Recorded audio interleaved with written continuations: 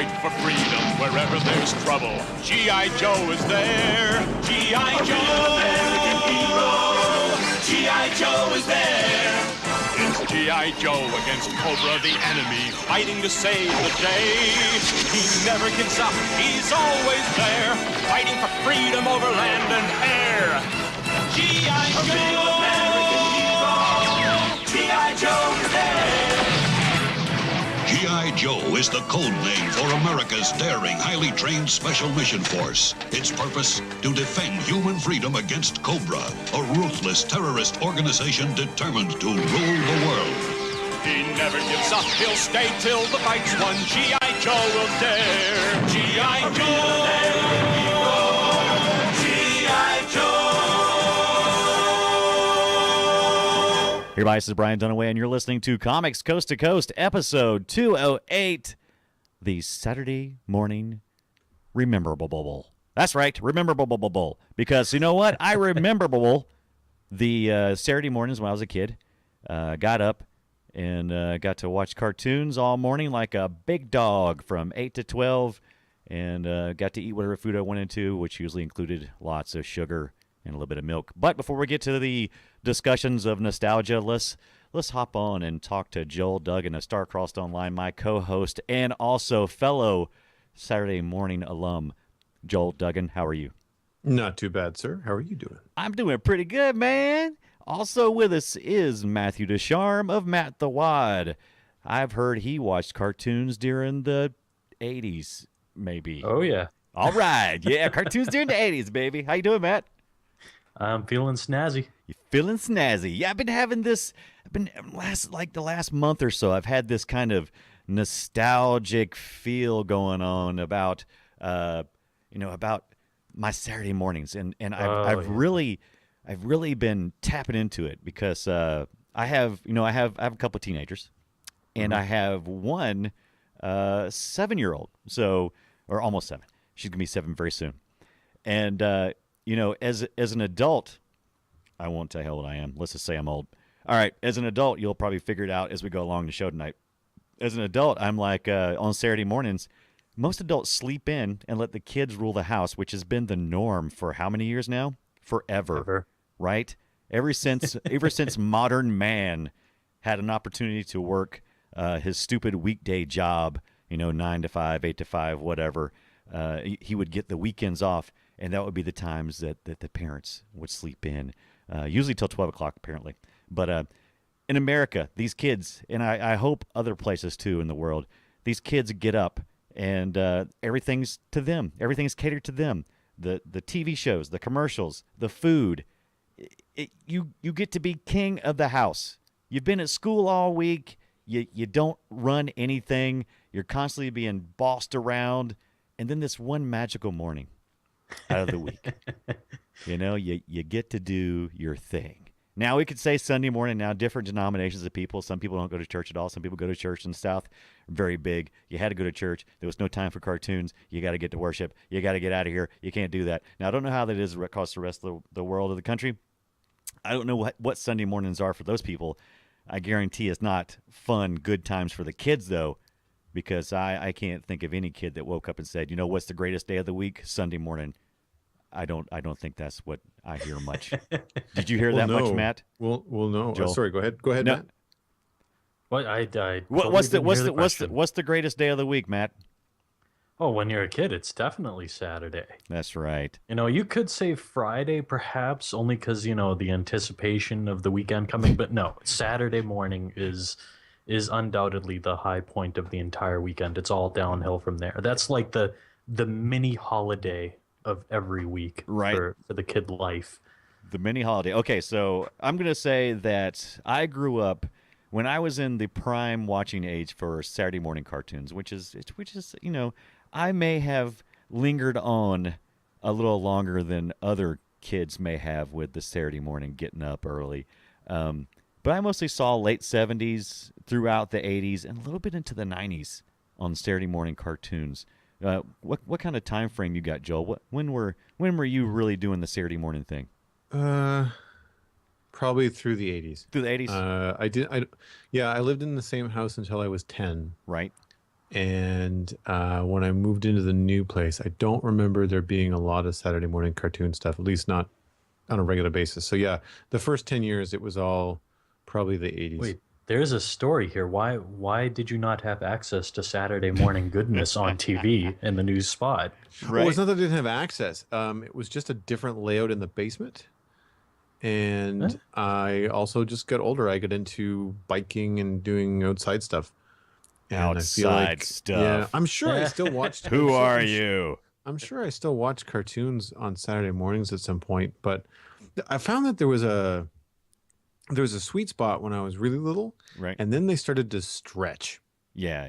Then the Saturday morning cartoons, like they weren't cartoons, like they were Can you live remember action the shows. moment that it broke? for you? Right. Saved by the Bell. Whenever my Saved younger by the sister got old Bell. enough to want to watch stuff like Saved by the Bell is when I went like, see ya, I'm going for a bike ride. And they used to put the really good cartoons on even earlier. Right. So by the time you're 12 and 13, I mean, I like You're getting up sleeping on in. Saturday morning, but I don't want to get up at 7 to watch Bugs Bunny. You didn't want to get. I'm down with this, Matt. I'll tell you what, man. You know what we need to do before we go any further? I mean, we're talking nostalgia, but we need to listen to a little bit of Honeycomb commercial. Let's see if we can get some Oh man. audio in on that. Come to the Honeycomb Hideout. I'm Big Betty the Blonde Bomber, and I want a big cereal. Honeycomb's big, yeah. It's not small, no. Honeycomb's got a big bite. Big taste in a big bite. Right. A good breakfast featuring post honeycomb cereal gives you a Big bite. it tastes right. Honeycomb bite. It tastes right. Did you guys eat the honeycomb for breakfast? Hell You yeah. know, that was not one of my favorites, I have to admit. How would you describe honeycomb? Okay, it's sure you can say it's shaped like a honeycomb, but You know it's what? not. It was kind of too big. I think that was my was. thing. It was like you could only get like 2 or 3 in your mouth, and Right. then that was it. I'd like to the get a thing- good big spoonful of something. Yeah, the thing that I like about honeycombs is that they were so big that they never went soggy. Are they big? Yeah.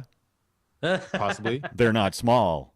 No. Also, I think the taste was not quite up to task compared to the other ones. Okay, yeah, I'm gonna say this. compared to what? I know one of you is going to say either like Chocula Oh my gosh, or of Captain course. Crunch. Oh, Cocoa Puffs. Yeah, Cocoa Puffs. Absolutely. Oh my gosh, Cocoa Puffs were delicious. Wait, I got a Captain Crunch commercial from the '60s, man, or maybe early '70s. This unfortunate man is Stringfellow Bean, world's leading plant expert. And this is John Lafoot, world's meanest pirate. And this is your last chance to tell me, what is a crunchberry? There's no such thing. Nom de plume! It say right on this box, Captain Crunch cereal with crunchberries. They taste like the strawberry, but they're not the strawberry. Do they have seeds? No, Do they get mushy in milk? no, they stay crunchy. Then they're not berries. You make the fool of me? I will. You'll put up your patty paws. That's what you'll do, Jean Lafoot. Yeah. Captain Crunch, just in time. Anytime's the time for Captain Crunch, especially Captain Crunch with Crunch Berries. It's got corn for crunch and oats for punch, and Crunch Berries for that little extra. Monsieur Lafoot, now I know what crunch berries are. What? They're swell. Captain Crunch and Captain Crunch with Crunch Berries from Quaker. It just occurred to me, why did Captain Crunch sound drunk? Oh, because he was drunk. What are you kidding me? He's Oh. peddling sugar balls to kids. He's a sailor, I guess. He hasn't got much to do on the ship. He's like the least sailor ever. He's Captain Crunch, man. I don't even know if he's even supposed to be on a ship. I don't even know if that's a good Okay, idea. now More like hold up. Captain Morgan. Right, Captain Morgan. But I will Okay, say one now- thing. I loved his sugar. I loved it. I gotta let you in on the we all have our creepy weird sides, whatever. Right. I was kind of OCD as a kid. I would eat in the Crunchberry cereal. I would eat all the yellow parts first, What? and then I would eat the berries. Oh my god, you're just the opposite of me. That's great. I would actually I wouldn't even do that. I'm not when I say opposite, what I actually mean to say is I would eat the crunch berries and then I would make my little sisters eat the crappy oats things. You're welcome. Because I'll tell you what, that was there's a couple of cereals that will eat your mouth. and Captain Crunch is one of them. Yeah. Oh yeah, that thing tears up your gums. Something fierce. It does. That cracks me up though. You would okay. All right. So I would do the same with Lucky Charms as well. Oh, Lucky Charm. You would eat the I would crap eat first? all the regular cereal, and then I would eat all the marshmallows. So you were really buying into that whole thing. Your mom saying, it's like you got to eat your meat before you eat your pudding. It was just this weird thing I had. I was always like, I always save the best for last. I don't Yeah. know why I had that thing going on, but I did. That's funny. Like I said, I would eat all the marshmallows. You know what I would do when I would dig the course. Man, so much. How do we not all die from dysentery from cereal? Because I know back in the day they still do. They used to put the prizes. They used to put the prizes actually in the cereal, inside the cereal, and then as I got older, they started putting it like on the outside. Well, they do it on the outside now. See, yeah, I haven't had anything like that in so long. Right. I think the last time I got a toy from cereal, I was probably still a kid, and it was in with the cereal. See, it's because that's the thing. Because it was still in the box, but it was outside it's outside the bag. That's how they do it now, which is smart. But like I said, when we were kids, you had to dig. You literally had to just dig down to the bottom of the cereal and pull out a whole bunch of crap. And of course, being smart kids, as you got older, as you got to be a teenager, you realized, well, I'll just grab the big popcorn bowl that Mom has over here, pour it all out. And then and then get the prize, and then pour it back in. And then you pour it back in. But now, Joel, I don't know if you got any prizes in Honeycomb. Did they have prizes in Honeycomb? I don't remember Honeycomb having prizes. I remember Rice Krispies used to have prizes, and I used to eat a lot of Rice Krispies too. But they're not like a super fun kid cereal. I just happen to like them. I liked them when I put sugar on them. Yeah, we always had fresh fruit around the house. I mean, I used to put bananas and strawberries on my Rice Krispies, which is really good. But I remember Rice Krispies would have prizes. I feel like maybe Cheerios as well. Right. I used to like Honey Nut Cheerios. I think it would depend. I think Honey Nut. I think they would put them in there, but the regular Cheerios was kind of like, that was for the grown-ups, or maybe not. Well, I mean, and I say used to. There's a box of Honey Nut Cheerios and a box of Frosted Mini Wheats on my fridge right now. Really? Yeah. Oh yeah. I still eat cereal. I do like the Frosted Mini Wheats. I'll agree with you there. We eat them in the summertime because sometimes it's just too bloody hot to make like lunch, or you don't feel like a hot breakfast, so you're just like, I need something cold. So that we tend to have those around. I'm definitely cereal's definitely a seasonal thing for me too. I have cereal in the hot months. I am sure that I got at one point a foam glider in the Rice Krispies box. Like where it's got 2 pieces or 3 pieces, where like there's the body of the plane, then you slide in tongue and groove like the wings, and then you do the same thing with the tail wing, and it's got like a little plastic propeller on the front of it, and you just chuck it and it goes 10 feet. Get out. That is some wild stuff, man. So I was curious about that because I was interested before we started the show. I didn't want to really point it out, but I was curious how the Canadian Saturday morning differed from the typical American Saturday morning. And it sounds like I don't want to generalize you, but it sounds like you're a little bit healthier in the morning time. We had horrible stuff. Well, was that part of your family life? No, well, it probably part of my mom's. Like my mom's just always been healthy in that in that way. I also used to eat a lot of cereal and a lot of food when I was younger, and I can imagine that the expensive sugary cereals would just disappear too fast. So Mom would just buy, Rice Krispies because it was like, $5 for a 2-kilogram box. It would last forever. You bought Rice Krispies by the kilo, is what you're saying? Oh, easily. I still do. Give me 2 kilos. Yeah, I still do. I'm trying to think about what other.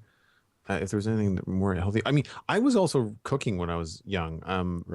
My mom just showed me how to make bacon and eggs at an early age. So again, she didn't have to get out of bed. So I would by the time I was like 9, I was like frying eggs and making like toasted eggs and bacon for Saturday breakfast. So I would have cereal too, but I didn't fill up on cereal because I had other things. Right. When I was really young, my grandma used to. This is really. I mean, like I was probably like 4 or 5 or something. These are like some of my first memories. My grandma used to make. She would make scrambled eggs, grits. By the way, that's a Southern thing. If you don't know what it is, look it up. It's a grit.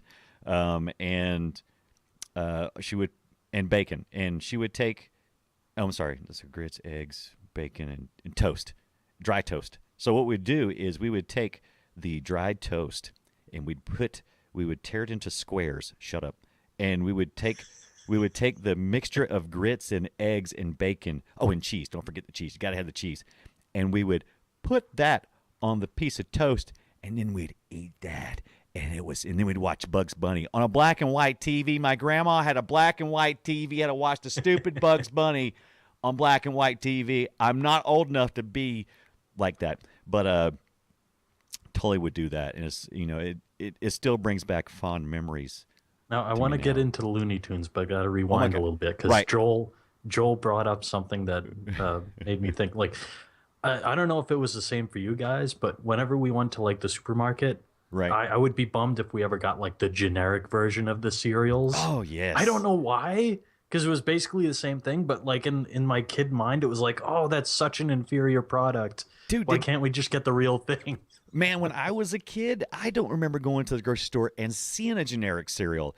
It was unheard of because cereal was like 50 cents. I don't know, it was super cheap. Cereal now is like $4 for a little box of Sugar O's. It's ridiculous. That's the reason why generics are so huge. And you can buy oh my gosh, Walmart has and Costco had those huge, giant 5-pound bags of Fruity Flakes or whatever they call them. And those things are just insane. But yeah, I would, if my mom tried to pull off any of that stupid, this cereal doesn't have a toy in it. There would be some kicking and screaming in the aisles that day. I'll tell you what. I still skip over the generic brand, right? Because I've had them and they suck.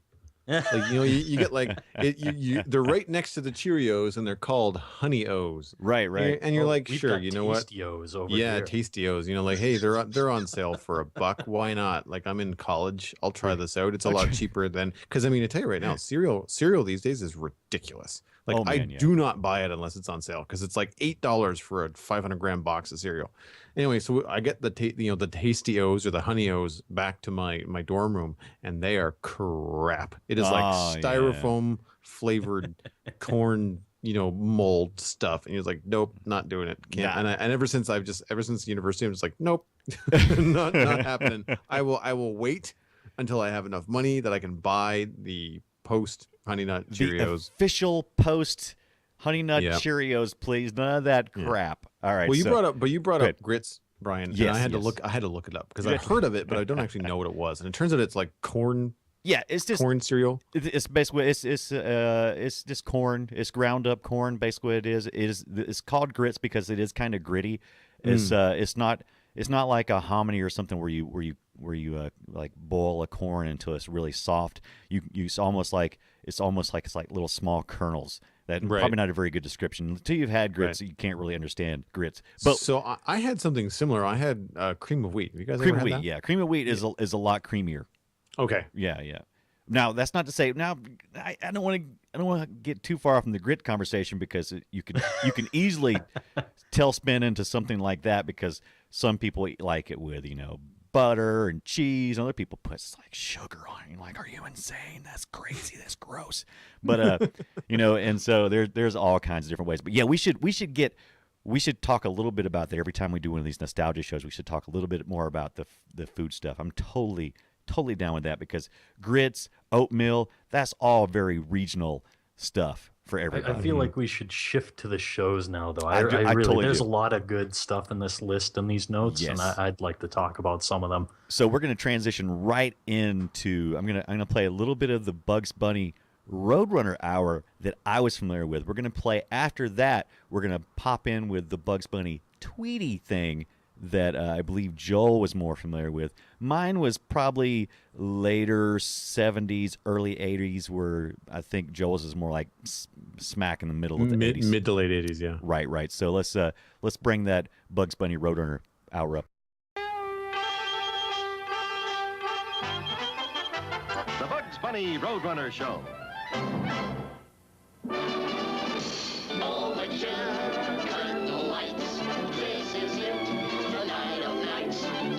Rehearsing and nursing a part. We know every part by heart. Overture, curtain lights. This is it. We'll hit the heights. And oh, what heights we'll hit. On with the show. This is it.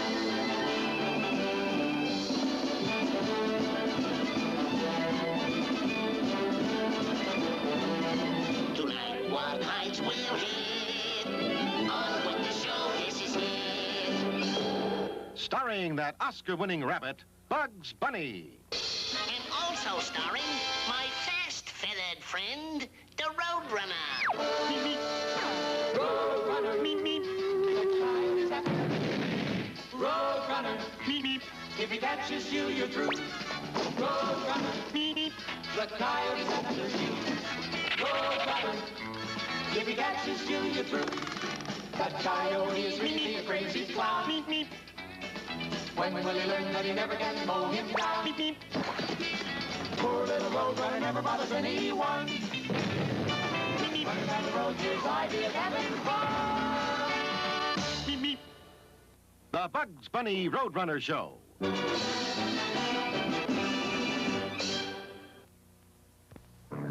The Bugs Bunny Roadrunner Show will return after these So, messages. what about Wow, that? all I can think is they saved a lot of money just by running that over and over. I mean, that was like a 2-minute intro or something. Right? Yeah. But man, that first part definitely brought back memories. I didn't remember the whole Roadrunner bit. That must have been earlier. Yeah, they've had several permeations of Bugs Bunny / this character. I remember there was a Tweety, there was a Roadrunner, there was. But the main part of the song, until it got into the Roadrunner, I totally remember that, and I was like, "Oh my God, I'm so ready to settle down in front of the TV, sunny Saturday morning, and just watch till my eyeballs bleed." Right. Yeah, right. the ABC package of all that was the Bugs Bunny and Tweety show, and they did the same thing. They took the same song, they extended the dancing and stuff like that, and all the different characters came out. But then there was Roadrunner cartoons in the hour, but there was no special Roadrunner intro. Right. And when you play that Roadrunner song, that to me sounds like 70s. Right. It was totally 70s. It was later 70s, but it was right there. I've been trying to do a little bit of research because all of like I said, there was multiple versions. I even remember a later version that wasn't Tweety. It was something else. I can't remember, but basically the idea was all those cartoons were originally cartoons that were tagged at the beginning of movies back in the day that Warner Brothers put, to promote their music or whatever they were doing at the time. Looney Tunes, that's what you think it'd be. And so when Saturday morning TV started coming around, it's like, well, we've already got cartoons that we can show, high quality cartoons against original content, stuff like Hanna-Barbera was putting out and Filmation and those kind of guys. And it was, I tell you, man, it was such a good time. Well, for me, there was such no quality. contest. I mean, even when I was that little, I still knew I wanted to be an animator. Right. So I was always kind of watching them with that eye as well. And I could tell that they were just way above anything else that was on Saturday morning. Like any of the Filmation stuff or the Hanna-Barbera stuff just looked so primitive next to the old Warner Brothers ones. And it was the same run cycle that we use over and over again in He-Man. Or walk cycle. Yeah. It makes sense. Punching the camera. Right, punching the but it kind of makes that's some tough competition, stuff that I have the power. I wish we haven't got to that one yet. Now I would love to. I didn't get any clips for that because I didn't want to spend all of our material right away because oh my God, there's such a historic hugeness that is Saturday morning cartoons that we only can touch just a little bit today. But so even if we don't play your favorite show during this episode, hopefully sometime soon we'll get around to it. What were you saying, Matt? I've got a funny He-Man story. You guys remember the opening credits to He-Man? Before anything started, there was the Filmation logo, and it would do this little and then there would be like a little ding when the star hit like the eye in film. Right. Anyway, in university, somebody had the intro, and they started to play it loud, like over the speakers, in the room. Right. And it was like, studying for midterms, and so this ding played, and like every dude on the floor, their heads just kind of popped out and was like, "Is that what I think it is?" And then you hear it, And everybody starts going down this room like, oh my God, is it on Teletoon? Are you kidding? Is it really on Teletoon? And we get there and the dude had an MP3 and he was just playing the theme song, but someone had ripped it from TV. So it had the Filmation logo in front of it. And all of us was like, oh, how awesome would it be if that was on Teletoon right now? Such a shared experience we had growing Oh up. man. Like I kid you not, there was probably 8 guys that went running down the hallway to whoever had the TV. Right. Let's watch it now. All right. So, okay. So, well, I don't want to get too far away before we play the Bugs Bunny Tweety. Oh, good. All right. Tweety So one, do the Bugs Bunny and Tweety, and then I have a question for you guys.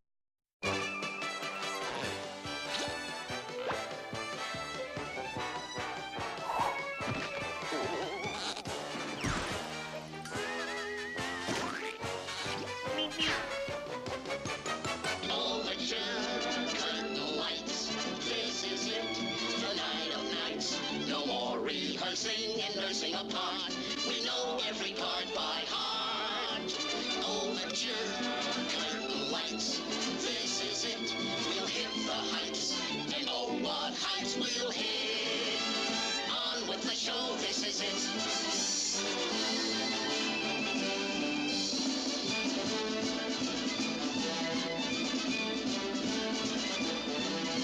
Tonight, what heights we'll hit. On with the show. The Bugs Bunny and Tweety Show. Yeah, I think I remember that one too. All right, so question for you guys, because obviously there's a lot of different episodes of Looney Tunes. Right. But when you hear the phrase Looney Tunes, what's the first short that pops into your head? The first one that I think of is the orchestra one, the one where he goes against the composer. Oh, yeah. I'm trying to remember the name of it, but he's just so What's angry. Opera Doc? Yeah, What's Opera Doc? That's it. Oh no, that's the one. No, that's the Elmer Fudd one. Yeah, it is the Elmer That's Fudd one. the one with You're Elmer Fudd. You're thinking of, I don't remember the name of it. It's the one where he's impersonating Leopold. Yeah, and he's and going up and against there's the opera singer. Yeah, the opera singer is on stage, and he ends up holding the note so long that the stage crumbles. Yeah, it's called Long-Haired Hair, I think. That was one That is a great one. I think I have that one on DVD. One of my favorites. What was you thinking, Matt? What was your go-to Looney Tunes? Yeah, it was probably going to be the kill the wabbit, kill the wabbit. So epic and monumental. Just the fat horse alone cracks me up every damn time. Every damn time. Do you have any catchphrases from that? I mean, what's up, Doc? No one used that, but I remember the one where Bugs Bunny was going against Yosemite Sam was the knight. And was it Knight's Tale or something like that? Bug's Tale. I can't remember. He tells him to let down the drawbridge, and then it slams on top of him, and he's absolutely squashed. Put it up again. And I'm always saying that if I get my hand caught in anything, or if somebody puts something on me, I'm like, put it up again, all the time. How about you, Joel? Yeah. It would be the Rabbit of Seville would be the first one that pops into my head. That is a great one. And it's funny because it's you and me, Matt. Both the music is probably what made it stick, right? Absolutely. With the What's Opera Doc. Well, not just that. The Chuck Jones ones always stood out. Well, as absolutely. So far and above all the rest of them. Well, and the other Tex Avery now. Come on. Yeah. Well, the other. And it's funny. I was always a big Chuck Jones, and there's one other director that I really like, but Tex Avery was not one of them. Yeah. Because I remember having this conversation with John Kay when he was working here in Halifax on a couple of music videos, and I had the opportunity to go to dinner with him, and he is a huge Tex Avery fan, and I remember having to bite my tongue because I'm just like I just don't get it. It's too out there for me. But the other one that really comes to mind is a Daffy Duck and Porky Pig cartoon when he's Robin Hood.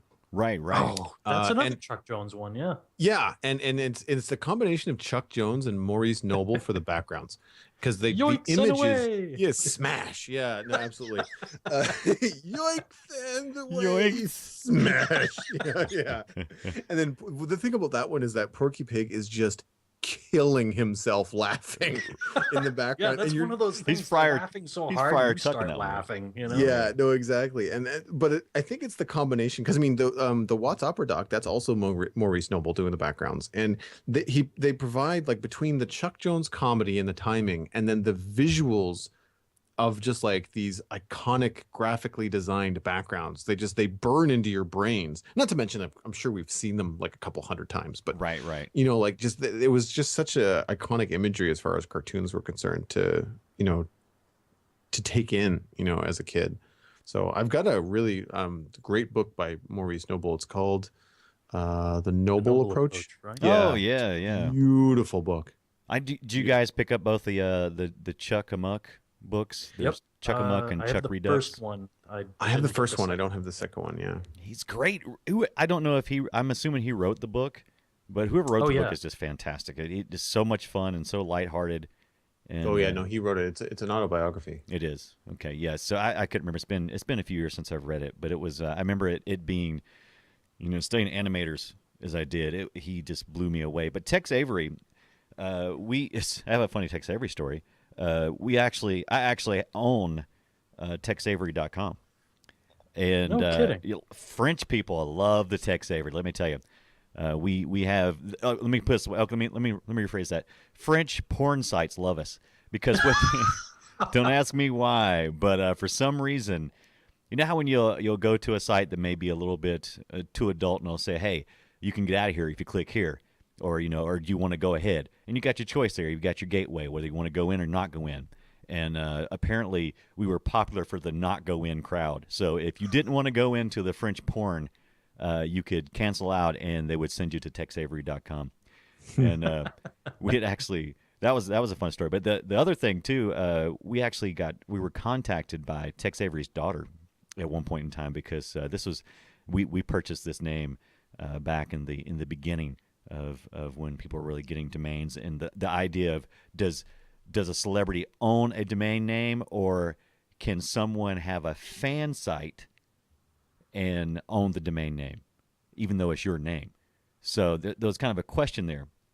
Well, she called us and she was kind of like, okay, you need to hand that over to us. And she wasn't overly nice about it. And so we was like, okay, well, we're enjoying this as the fan site thing. And so it's kind of like a mix between, am I a dick to Tex Avery, one of my heroes? Am I a dick to his daughter and say no?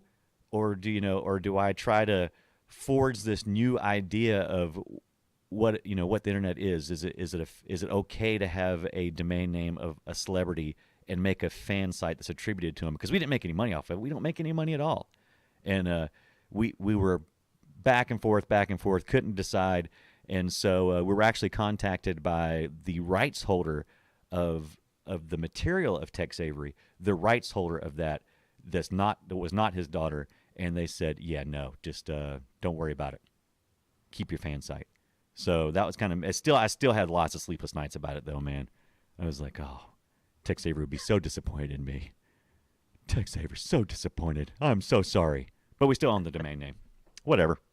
But that's my sad, depressing story about Saturday morning cartoons and how it ruined my life. I think the other director that I was drawn to in Looney Tunes was Friz Freleng. Yes. Yeah. Yes. Because he did a lot of the Sylvester Tweety stuff. Yeah, but and he did a lot of the the ones where it was Bugs Bunny versus not Foghorn Leghorn. Who's the guy with the mustaches and shoots everything up? Yosemite Sam. Yeah. Where he did the diving one. Oh yes, that's a classic. That's a classic. Yeah, that was Fritz Freleng, I think. Yeah, Freleng redesigned Yosemite Sam. Oh yeah, as well, and I think Sylvester and Tweety. So then, like when that happens, they tend to end up taking over a lot of the direction for the new right. For the new. I did new not cartoons. like Tweety. Yeah, I hated Tweety. Yeah, I thought it was okay. The one that I really liked that, of course, they stopped running as I got older because it was pretty racist. Was Speedy Gonzales. Oh yeah, those ones were those pretty weren't awesome. racist. What are you talking about? Those were Speedy Gonzales is a fascist know. mouse in all of Mexico. Yeah. There was a lot of Looney Tunes that were. There was a lot of racism in there because what did I see? Someone posted something on Facebook or something where they were like, "Oh, I was on a crowded subway and I said just a cotton picking minute," and realized I was surrounded by black people and realized how racist that saying is. Oh, we could go on for an hour about how Looney Tunes was something that was, most of those were created, decades before. And so the sensibility was totally different. I mean, by the time we'd watched Looney Tunes, a whole slew of things socially had happened. Watch them. There was a period, I think it was in the late 80s. Right. Or something. Maybe it was even the very early 90s, where for some reason they censored the word gay. Anytime gay came up in the cartoons, they would like blank it out. And it was, it was a reference to happy at that time. I mean, it was like a gay old time. We hadn't put that into our vernacular just yet. Yeah, that's wild. Yeah, they edited. Oh man, it was huge. I remember as I got older, as I was a teenager, I started, I was feeling nostalgic then, and I remember going back and going, oh man, the ones they were showing us were so edited. And then when the internet came around, it was like, oh my gosh, I can go look at all these, these horrible things that were, that they had created. That you could still watch on the internet only. You couldn't watch it on the TV. Well, I was looking before and I couldn't find any place to see any of the old classic ones. I mean, there's some stuff on YouTube, but it's like a 4-hour long compilation of things, and I didn't really want to wade through it. But you can't just get like singular episodes. It seems like no, it's really I've got difficult. them all on DVD, so I got them on VHS. Suck it. All right. I love I would love to have the complete collection on DVD, but oh my gosh, it is such a nightmare. You think it's hard to try to figure out which edition of Star Wars you want to get. You try to figure out which edition of the freaking Bugs Bunnies that you want to get. There's so many. Like each of the sets has like a handful of ones that you're like, oh my god, that's the classic one that I want, exclusive to this. And then set. they've got ones from the 30s where you're just like, what the hell is this? Yeah, exactly. You got to wade through those ones to get to the good stuff. They're pretty cheap now, though. I mean, I'm looking at Looney Tunes Golden Collection Volume 1, which is the collection that I have. Right. And I've got like volumes 1 through 4, and it's currently $40. Wow, that's not bad. And it's a 4 DVD. I mean, for $10 a DVD, that's not bad. It's not bad. Hey, we need to get to before we do that? We need to run straight into the 80s before we get too far back, and we're going to do some Dungeons and Dragons. Oh, I forgot about that. The Dungeons and Dragons ride! Wow, neat! Give me a break. I don't like this! Whoa! What's happening? Whoa! Where are we?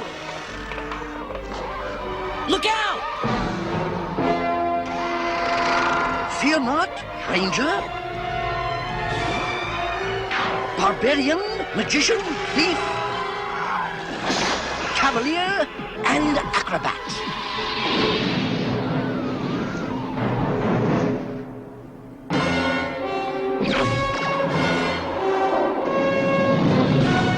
Who was that? That was Venger, the force of evil. I am Dungeon Master, your guide in the realm of Dungeons and Dragons. All I could think of while we were listening to that is that was basically a great example of the sound effects library from the 80s. No, totally. Yeah. You hear that laser in every single show. Yeah, exactly. Well, when I heard that laser sound, it made me think of the Thundercats intro. Right. You know what blew me away about Dungeons and Dragons? I mean, sure, it was based on Dungeons and Dragons, which is a great childhood memory as well.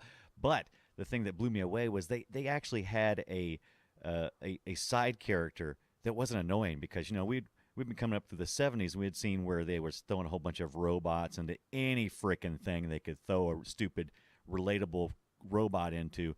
But we had Uni in this, a little small unicorn, and by all rights.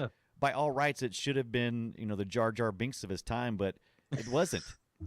It was had a little high-pitched voice, and just for some reason it was charming and endearing, and it worked. Maybe they didn't use him too much, overuse him. Don't get me started on sidekicks. I don't know many people who liked Snarf, for example. Oh, God, I wanted to strangle Snarf. I was like, get out of there. I don't care about you. I just want to see the cool Thundercats doing You just their wanted thing. to see Chitara in her hot little cheetah bikini. Well, see, you can see my whole feelings about this when you see my little anime short that I did at the WAD one. Yes. That explains all of how I felt about the whole anime, all those like Thundercats and Right. what is it, Silverhawks? Silverhawks. Oh. Brave Star. I want to.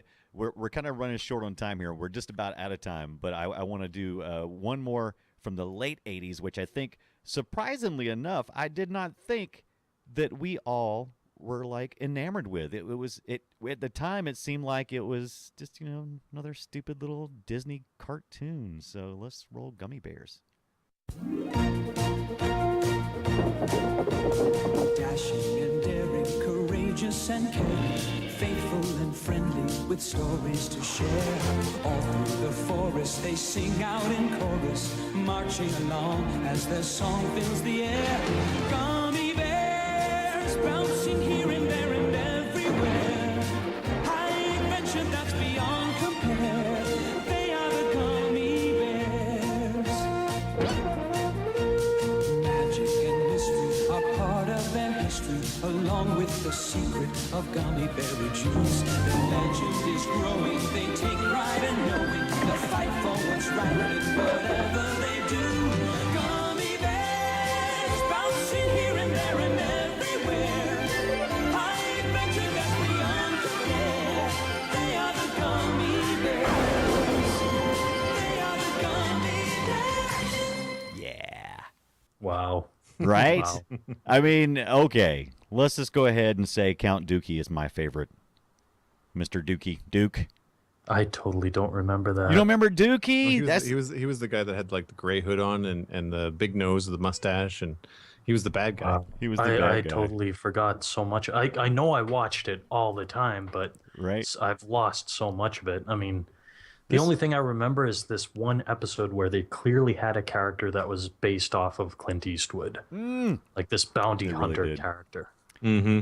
Disney was having a really good run about this time with Tailspin and the Wuzzles. The Wuzzles. I mean, all that. Now the Wuzzles.